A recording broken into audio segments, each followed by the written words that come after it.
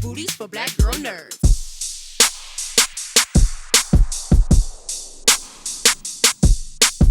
Jamie Broadnax, Black Girl Nerds. Thanks so much for taking the time to speak with me. I appreciate it. Hey, how you doing? Hi. That's so Good, funny. good. I just saw that video of Denzel being like, what is a black girl nerd? That is so cool that has gone viral. I feel like everybody has seen it. So that's so cool that it got to you. I literally just saw it yesterday. I was like, oh, okay. Well, thanks so much for taking the time to speak with me. This movie had me in a chokehold. It's one of my favorite films out of Sundance. I love that it's like this great character study on parasocial relationships and how twisted that can become. I'm going to start with you, Alex. What was the initial spark for Lurker? Was it a single image, theme, or personal experience that drove the story?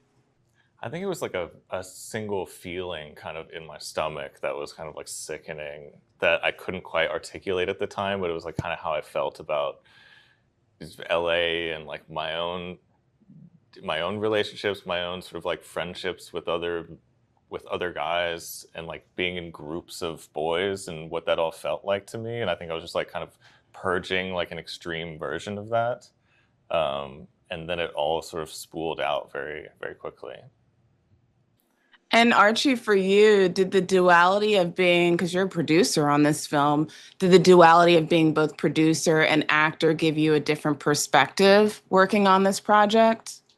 It just let me be a lot more like opinionated, which is just how I usually am. Anyway.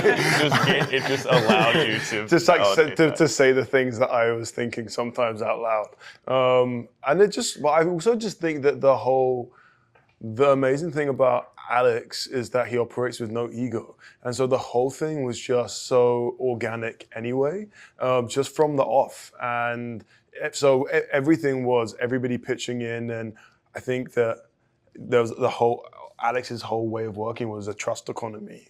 We even had some badges made that said that. And so it was just like, I'm hiring all the people that I trust to like do the thing they're good at. Everyone, if you know more than me, pitch in and throw the idea out.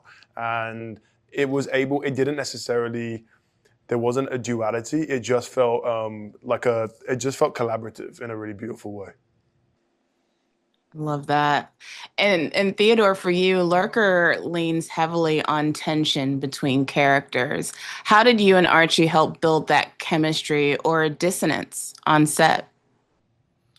Well, I think it was all in the writing. I don't think that there was, we immediately got along. He's laughing because I said that I thought that we got on really quickly, and then he made a face and was like, I don't know, we got on immediately. I was like, wait, what? I felt a spark instantly, and don't know about you. I felt like I was gonna say, I also want to say that like I had all these theories about how I wanted to separate them. Like I was gonna keep Matthew at a different lunch table while we were shooting, and make everyone I'm so glad you didn't do that. I know. I was like, is that the kind of thing that I should be doing? No. I was like worried about how well everyone was getting along, and I was like, no, there needs to be tension, there needs to be desperation. No. But it turns out that's just what acting is. That's it. Yeah. But I mean, even without separating us, I still felt like shit a little bit. Even if everybody was so nice, I was like, you're just going through every day with like humiliations and just trying to fit in so desperately that at some point it does seep into your subconscious a little bit. It was more the other way around. Yeah, I needed to be at the table to not like kill myself. But yeah, no, it was just great writing. The dynamic was there, and we just had to follow that. Really. Yeah. I mean, it's palpable. It stuck out in your performances. The writing was phenomenal. And back to you, Alex, speaking of the writing, were there any films or filmmakers that influenced the mood and aesthetic of Lurker?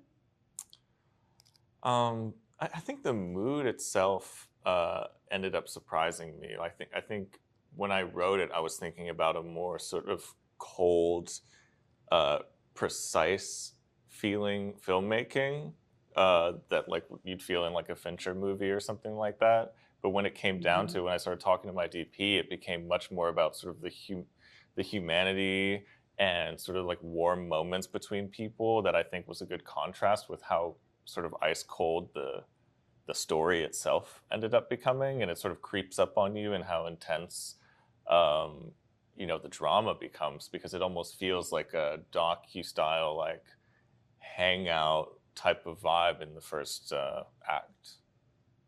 Yeah. I mean, maybe not so much really based on a film, but based on a real life situation, because some of these things really do play out in real life situations. Archie, back to you. How did you and Alex collaborate on shaping the film's direction behind the scenes? Well, I mean, I kind of left that to the director. But you were producing and directing. I would say that the story, everything like that, this was a script that like kind of outlived us all. I mean, it's existed for so many years. It was floating around the blacklist. You were attached to in 2021. I became attached during COVID. No, I read it for the first time during COVID and then became attached years later, sorry. So the script, the world felt very fully formed stepping in. It was just about, as I said kind of before, finding things that you I don't know, things like I just worked with Sonny Soljic, like, being like, I feel like I know somebody that like really could fit playing Jamie. Music, being like, I know a person that could give us this song, or how about this song for it? Pulling in different things. How about this idea? Have you thought about this? But again, that just is about creating this environment of trust in which Alex, again, not every director is open to receiving things like that, in which Alex was welcoming and accepting of other ideas and people's ideas, and hold on, maybe this is the idea, but you have a better idea. Like I want to hear it, and I'm open to hearing it. And so just talking about all of those moments, but the story, the world, that all of those things came from Alex. Theodore, you have some really intense scenes in this film. The scene in the studio still resonates with me long after I've seen this film. And again, I saw it back at Sundance in January.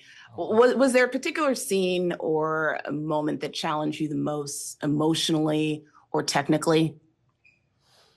Yeah, a lot. But I think the whole thing was challenging, just because, as I said, like existing in those dynamics all the time is a bit of a challenge in itself. But then some of the scenes that I loved, like I loved shooting the pants scene, like kind of the first entry into the circle, acceptance moment, or what's the word? Like not challenge, initiation. Hazing? Yeah, it was hazing. I don't know English enough. I loved that because to me that's like like the imprint of the movie a little bit. Like it gives the tone of what's he gonna go through for the next like 90 pages almost. So I loved that scene, and I loved the studio scene. I thought it was like beautifully written, and I just loved also and was so surprised by how Alex staged it. And how like the separation from in the studio, like that wasn't written like that. It was, he played with the space, and then it was so great to see what Archie was doing in the scene, and just I was surprised often by the reality, taking form of a script that had been with me for like 3 years, and then it becoming real around me. It was great. Yeah, I love that separation in the studio. There's some really great metaphors around that. Alex, what changed for you from script to screen as you were writing it to directing it in production? It was a lot of little tweaks, and just like because I'd written it years before, I was really open to changes. I was really open to being flexible and finding a better version of a scene or a simpler version of something. I think the constraints that I had, like the amount of time or resources, often would force me into a corner to create a new solution. Like, what is the scene really about? What is this moment really about? Can it just be on an actor's face? And what do we learn from that? What happens if we cut out the second half of the scene? Do we imply something more interesting in that way? And I think it's just every step of the way makes it a little bit clearer. You're put in a bunch of multiple choice like situations throughout directing, and you're like, what feels the most like the movie at every stage? And casting is such a big part of that. Like, you might cast someone like Archie, and now he's British, and maybe now that line changes, or maybe now that scene is slightly different. And once you have these people in mind, you can be like, I know what changes to make. But it's so fluid, the process, that, like, especially on an indie movie, it's like you kind of just have to figure it out on the fly a lot of the time, and you have to be confident about what's making you what's making you giddy, what's the like most fun, tense, funny version of the scene that you can imagine, given the space, given the all these people who have come together to make it work. But just maybe a more concrete answer is, like, there was a point where the movie like all took place at the house because I had cut it down to the bone because like we didn't have enough money. And then once we like finally like got the budget together, it's like, oh, now you can like bring back in like the entire third act. Now you can now they can go on tour and do all this other stuff, and it just opened up the world so much. But yeah, it was always a matter of like, what's the best version of this at this moment given these constraints.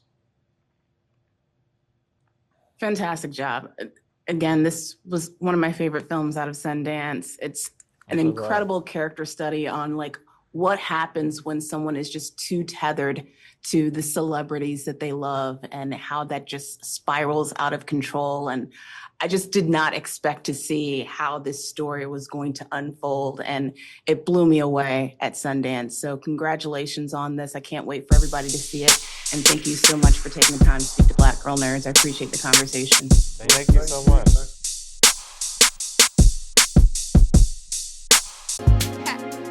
Better shake your booties for Black Girl Nerds. Better shake your booties for Black Girl Nerds.